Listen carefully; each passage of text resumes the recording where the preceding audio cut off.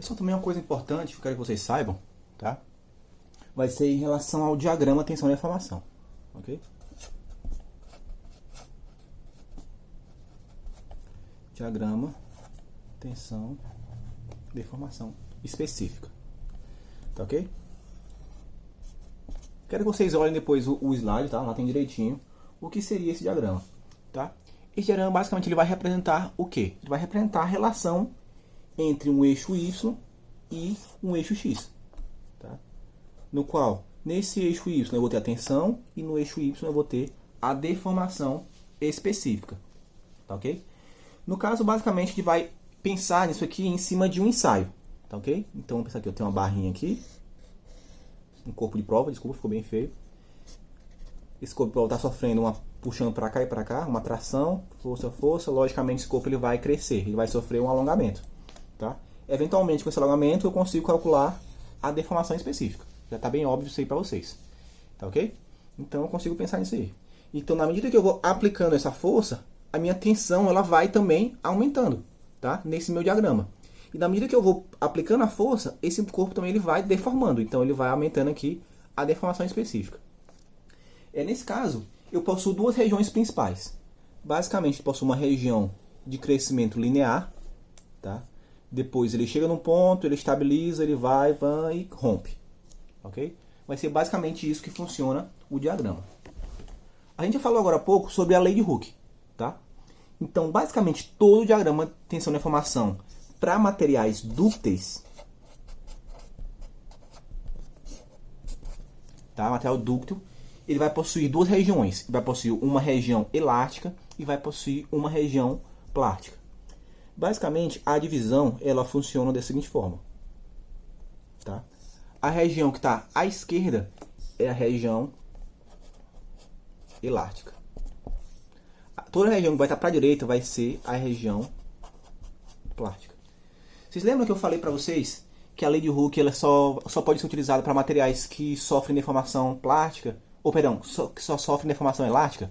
Pois é, a lei de Hooke ela só é válida nessa região aqui, ó, nessa região inicial do gráfico, que é uma região em que o aumento da tensão vai ser proporcional ao aumento da deformação específica.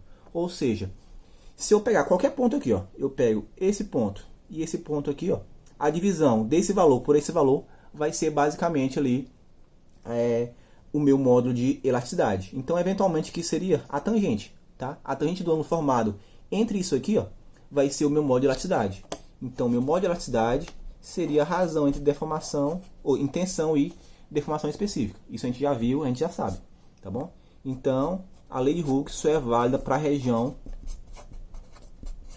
elástica. Para deformação plástica, eu não posso aplicar a lei de Hooke. Não esqueçam disso aí, é muito importante. E a região elástica é apenas a primeira região do diagrama. Tá ok? É interessante, então, falar que na primeira região vai ser apenas a aplicação da lei de Hooke. Não esqueçam. Vou até colocar aqui, ó. Lei de Hooke. Tá ok? Apenas na região elástica. Outra coisa importante, eu vou dar aqui como se fosse um zoom, tá bom? Para vocês verem melhor. Eu tenho aqui o eixo X, que vai ser a deformação específica, que vai ser a tensão, e aqui vai ser a região do gráfico. Depois ele sobe e desce, depois eu explico melhor. Tá ok? Então, se eu pego e divido qualquer ponto daqui para cá, teoricamente, a divisão vai dar sempre um módulo de elasticidade. Só que chega num ponto em que essa curva ela vai começar a meio que decair. Tá bom? Que é esse pontinho aqui, ó. Que esse pontinho do gráfico, ele é chamado de limite de proporcionalidade. Tá? O limite de proporcionalidade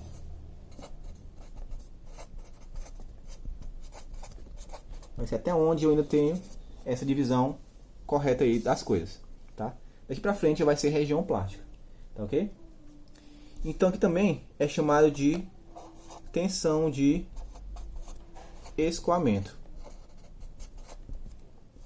tá? Sigma escoamento, tá ok? Então a primeira região vai ser a região elástica, tá ok? Então a primeira região vai ser a região elástica e ela termina bem nessa tensão, que vai ser a tensão de escoamento, que finda a ser lá no limite de proporcionalidade, tá ok? Então, seguindo aqui, vamos tentar explicar agora a segunda região. Tá bom? Então, aqui o gráfico, vou fazer um pouco maior agora. Tensão de deformação específica, a gente viu essa região aqui, tá? Que ela é bem inclinada. Chegou no ponto lá em que ela vai começar a descer. Tá? Então, aqui eu vou separar. Agora, essa segunda região, ela é chamada de região de escoamento. Vou aqui rapidinho. Tá, sobe. Essa região aqui, ó. Aqui vai ser a região elástica. Ok? Aqui vai ser o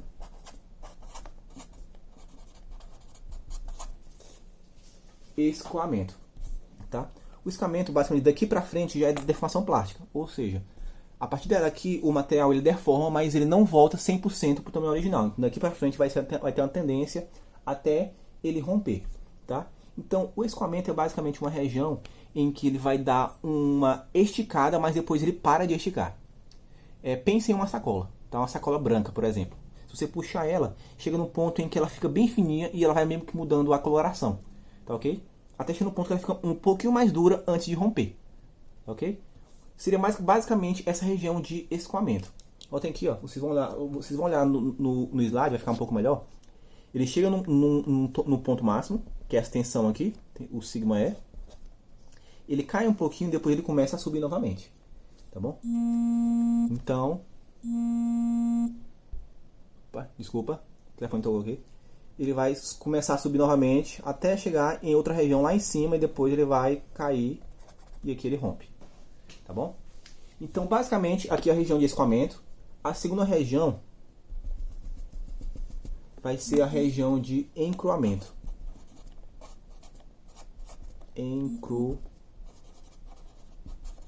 Encruamento. Tá? Que também algumas vezes é chamado de região de endurecimento.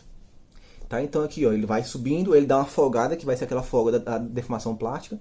Depois ele reenrijece de novo. E depois ele vai ficando mais rígido e vai aumentando. E depois vai ficando de novo, tendo esse aumento aqui meio quase que proporcional aqui à deformação específica. Até chegar lá em cima, que é chamada de deformação máxima. Tá? Também é chamado de LRT.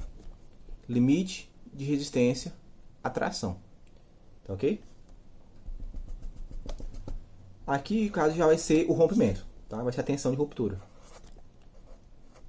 Tem sigma rup. Tá? Isso aqui é chamado de estricção. Ok? A estricção também é chamada de empescoçamento. Vou aumentar aqui rapidinho. Empescoçamento. Seria tipo assim, ó, eu tenho aqui o meu corpo de prova inicialmente. Bom, meu corpo de prova. Ele tem um L0. Eventualmente, na medida que ele vai sendo puxado para esses lados aqui, ó, de uma tração, para cá e para cá, ele vai afunilando. Ele vai diminuindo e ele vai diminuindo. Nota que depois isso aqui some, lógico, tá? Essa situação aqui, ó, desse empescoçamento aqui, que chama de estricção. Eventualmente depois aqui ele só vai romper. É importante notar que a tensão de ruptura, tá? Ela é menor do que a tensão máxima. Porque lá no ponto de ruptura, eu tenho que a minha seção transversal aqui vai ser menor do que lá em cima. Então, preciso de uma tensão menor para poder romper esse material. Tá ok? Então, não esqueçam que isso aí vai ser importante depois. Tá ok? Outra coisa também importante, que deve levar em consideração, é que eu consigo também calcular a porcentagem de alongamento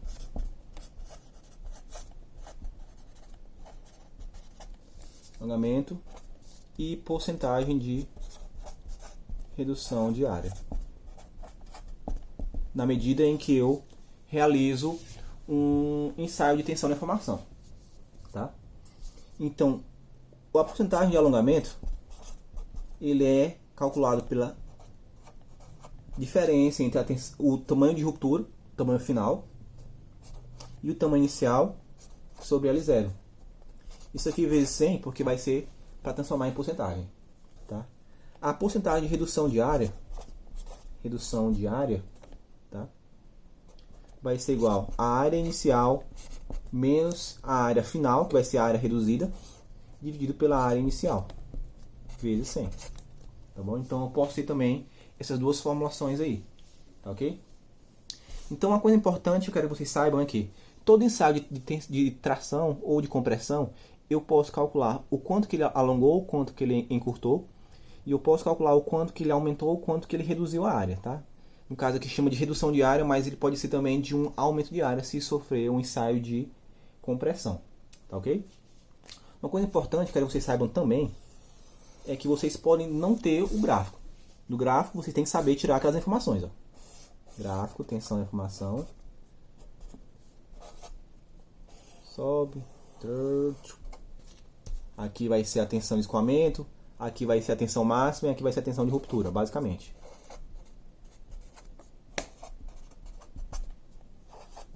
Tensão de escoamento, tá ok? Então, se vocês tiverem uma tabela, vocês têm que saber tirar pela tabela essas informações aqui, ó.